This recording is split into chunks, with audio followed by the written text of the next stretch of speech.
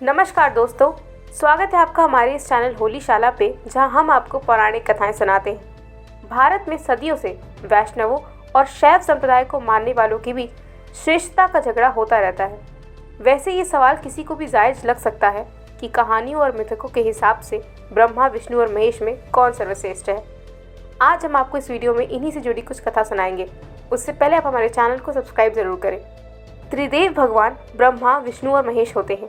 ये आदि देव हैं और त्रिदेव में से भगवान शिव को ही सर्वोच्च और शक्तिशाली होने के कारण श्रेष्ठ माना गया है। अतः त्रिदेव में सबसे शक्तिशाली भगवान शिव ही हैं। ब्रह्मा समस्त जीव जंतुओं के अतिरिक्त संपूर्ण ब्रह्मांड और जगत के रचयिता ब्रह्मा जी को ही माना जाता है। सावित्री और गायत्री ब्रह्मा जी की पत्नी है। जगत की उत्पत्ति के कारण ब्रह्मा जी को सर्वोच्च माना गया है। ब्रह्मा जी के सृजन के देव हैं और यह भी स्वयंभू देव हैं। ब्रह्मा की उत्पत्ति विष्णु की नाभि से निकले कमल में स्वयंभू हुई थी। भगवान श्री विष्णु को इस जगत का पालनहार माना जाता है। भगवान विष्णु जी के 4 पुत्र आनंद, कर्दम, शीर, चिक्लित बताए गए हैं। श्री विष्णु जी पालन करते हैं, इसीलिए बड़े माने जाते हैं। देवी महालक्ष्मी इनकी पत्नी है। त्रिदेवों में सर्वोच्च शक्तिशाली भगवान शिव को माना गया है। वे आदि देव और सृष्टि के रचयिता माने जाते हैं। शिव ही जगत में पालनकर्ता और संहारक भी हैं। शिव का विवाह पहले सती से और उसके उपरांत पार्वती से हुआ था। भगवान शिव को त्रिदेव के प्रमुख रूप से जाना जाता है। श्री शिव को देवों के देव महादेव के नाम से भी जाना जाता है, क्योंकि वे समस्त देवों में प्रमुख और स्वयंभू हैं। वेदों में शिव को रुद्र कहा गया है, क्योंकि वे जगत के पालक होने के साथ साथ विंध्यवंशक भी हैं। त्रिदेव की पत्नियां सरस्वती, लक्ष्मी और पार्वती ये त्रिदेव की पत्नियां मानी जाती हैं। शिव की श्रेष्ठता को लेकर कई कथाएं हैं।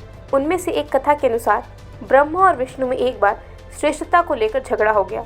ब्रह्मा ने विष्णु से कहा, मैं हर जीवित अस्तित्व का पिता हूँ, इसमें तुम भी शामिल हो। विष्णु को ये अच्छा नहीं लगा। उन्होंने ब्रह्मा से कहा, तुम एक कमल के फूल में पैदा हुए थे जो मेरी नाभि से निकला था। इस तरह तुम्हारा जनक मैं हुआ। ब्रह्मा पूरे संसार के जनक थे तो विष्णु उसके पालक। ब्रह्मा रचते ही नहीं तो विष्णु चलाते क्या, और विष्णु संसार को चला नहीं पाते तो ब्रह्मा की बनाई दुनिया बेमतलब होती। दोनों के बीच झगड़ा चल ही रहा था कि अचानक एक अग्नि स्तंभ अवतरित हुआ। वो अग्नि स्तंभ बेहद विशाल था। दोनों की आंखें उसके सिरों को देख नहीं पा रही थी।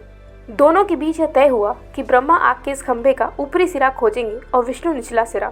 ब्रह्मा ने हंस का रूप धरा और ऊपर उड़ चले अग्नि स्तंभ का ऊपरी सिरा देखने की मंशा से। विष्णु ने वाराह का रूप धारण किया और धरती के नीचे अग्नि स्तंभ की बुनियाद खोजने निकल पड़े। दोनों में से कोई सफल नहीं हो सका। दोनों लौट कर आए। विष्णु ने मान लिया कि सिरा नहीं खोज पाए।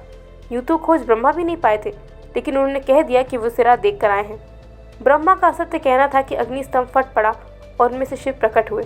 उन्होंने ब्रह्मा को झूठ बोलने के लिए डांटा और कहा कि वो इस कारण से बड़े नहीं हो सकते। उन्होंने विष्णु को सच स्वीकारने के कारण ब्रह्मा से बड़ा कहा।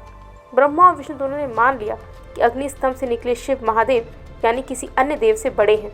वह उन दोनों से भी बड़े हैं, क्योंकि दोनों मिलकर भी उनके आदि अंत का पता नहीं लगा सके। दोस्तों, आपको हमारी वीडियो कैसी लगी हमें कमेंट करके ज़रूर बताएं। आप और कौन सी पौराणिक कथाएं सुनना चाहते हैं ये भी हमें कमेंट बॉक्स में लिख सकते हैं। और हाँ, जाते जाते इस वीडियो को लाइक, शेयर और हमारे चैनल होलीशाला को सब्सक्राइब करना ना भूलें। धन्यवाद।